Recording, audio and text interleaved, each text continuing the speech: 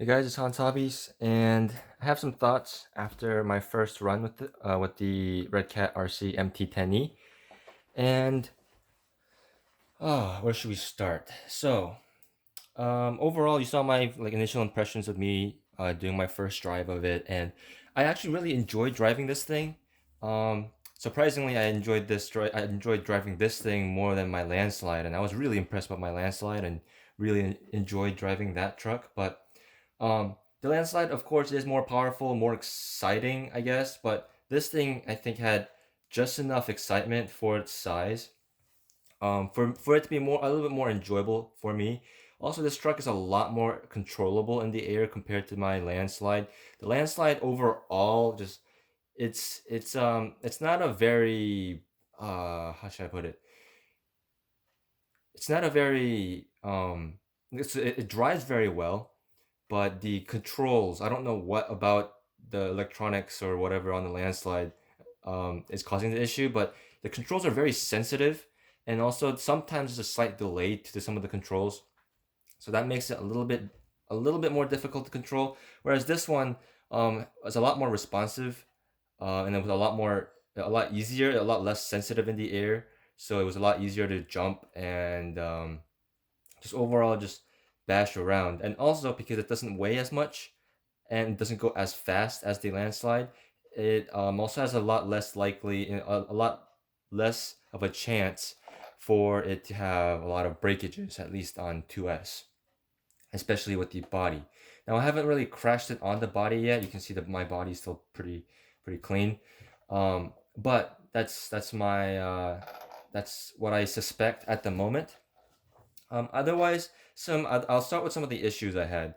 So this truck still has that throttle delay that the landslide did, where if you go from full reverse straight into forward, most RC cars will just go straight into forward and just like wheel spin, slip the slipper clutch, destroy the transmission, whatever. But it'll do it.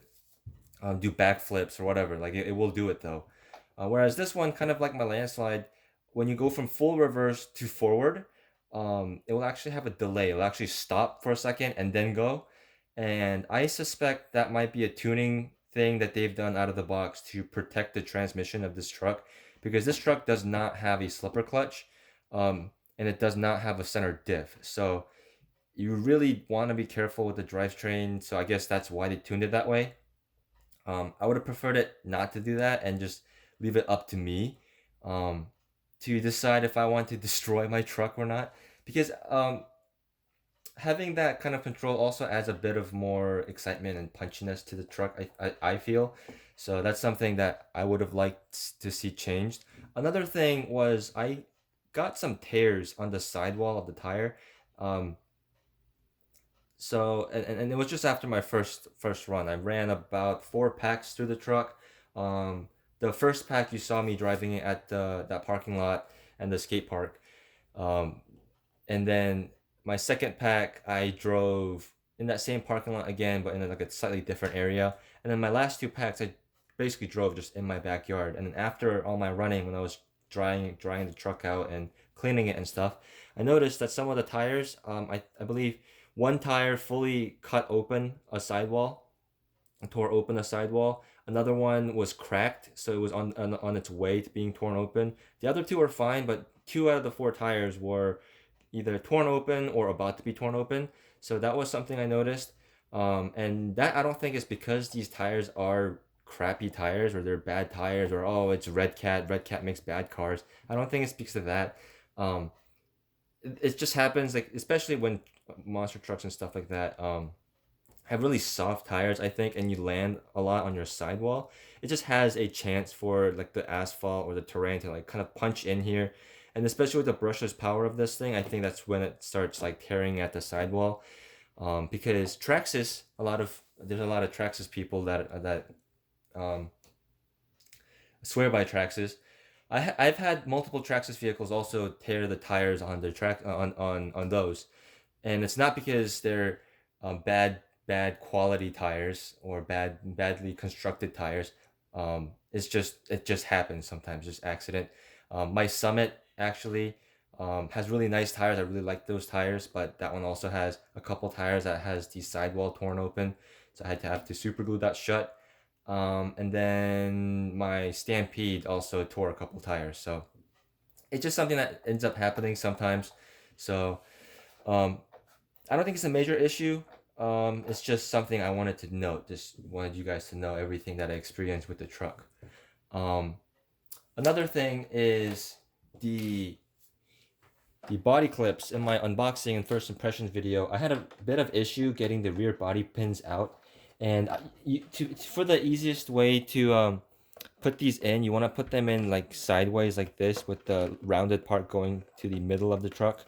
And to get these out, I was kind of struggling because they would collide sometimes with the other clip. If you kind of um, overlap them, so when you take it out, if you also kind of at the same time lift up the body clip a little bit, so it goes over the other pin, you have a lot easier time taking it out. And then after that, I really didn't have an issue. And I really like these clips. They're nice and big and beefy, and they're also black, so they blend into the body pretty well. So I do like the look of that. Again, didn't really have any issues with the body yet, but really haven't beat it up.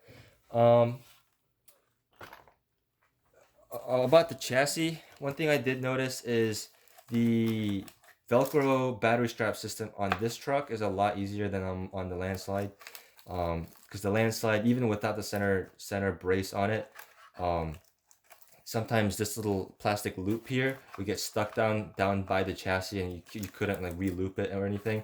This one is nice because you can actually, there's a slight gap between the battery tray and the actual chassis, so you can still at least like adjust this like that without having to take off the entire battery tray. So I really like that.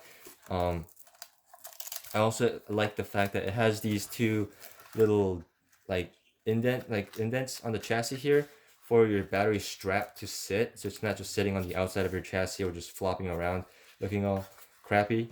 So I did like that. And also on the body post, I put these foam spacers on here. I just got these off of Amazon. These are good for protecting your body so your body posts don't punch through your body. And also it keeps them from rattling around, so that's something I recommend for all of your RC cars. So that's just something I did. What else was there? Oh yeah, the 25 kg servo. It's a pretty decent servo, and it has decent torque, but it's a little slow. It's about this. The specs of it are about the same as a Traxxas 2075 servo, and those are also known to be pretty slow, especially for brushless vehicles. They're fine for brushed cars. Same thing with these 25 kg servo. It's fine for brushed cars, but at the brushless speeds that this thing goes, you really want a faster servo for that. So that's something I may change in the future. But the good thing about it is the waterproofing on this servo is pretty good. Um, the quality, the build quality of these servos are also pretty good. So for just general bashing, you can just leave this stock servo in there. But one other note I had about the steering was the servo saver is a bit soft. So you can see I tightened it a little bit, but even so, I'm moving the wheels significantly before the servo arm actually moves. And that kind of made the steering a little bit floppier than I would like. So I might tighten that up. Fortunately, you can adjust it a bit. Also, when like snow got packed up on one wheel or like packed up in here, it tended to sometimes lose steering, like it would get jammed and it wouldn't really steer. So that's something I would keep in mind if you plan on running this thing through mud or snow or anything like that, any sort of terrain that will like pack into your chassis and your uh, mechanical mechanisms. But other than that, I haven't had any other issues. My shocks haven't leaked or anything. I haven't broken any parts in my first run. I did run it in snow, as you saw, but I did clean it and um, dry it properly and everything, so nothing's really rusted. Not having any other issues with it. So far, having a pretty good time testing this truck. I haven't been able to drive it a lot just because of the weather and because the holiday is over and the work week has started. Oh, I just noticed the Redcat sticker on the wheel that it looks very nice. it has started peeling, so that's something that's a little bit unfortunate. I wish it was like kind of like screen printed or like etched into the wheel, but it is just a sticker.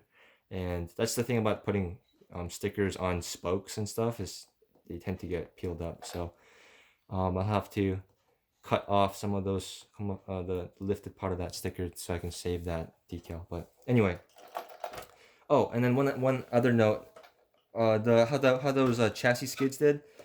The chassis skids, even with the light driving I did, I drove it mostly on road and then on grass, and you can see they're significantly beat up, especially the edges here. For some reason, the front skid is more beat up than the rear. That's a little bit surprising, but yeah, these are gonna drag a lot, and these are gonna get caught a lot on stuff.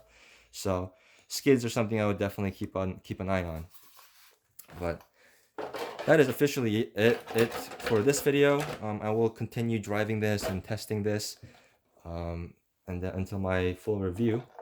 And some people have asked me to do more videos on this, like go over maintenance and like working on it, maybe like taking it apart and see how it comes apart and stuff. I will do those videos, but they will be probably at least a week or so, because um, I'm really busy with like real life stuff at the moment. So that stuff may have to wait, but those videos are coming, as well as the full review video and more like of these update and other sorts of videos about the RC MT10E. So look out for those, and if you guys want to see that, you can always subscribe, comment down below, give me a like, all that good YouTube shenanigans, and I will see you guys next time.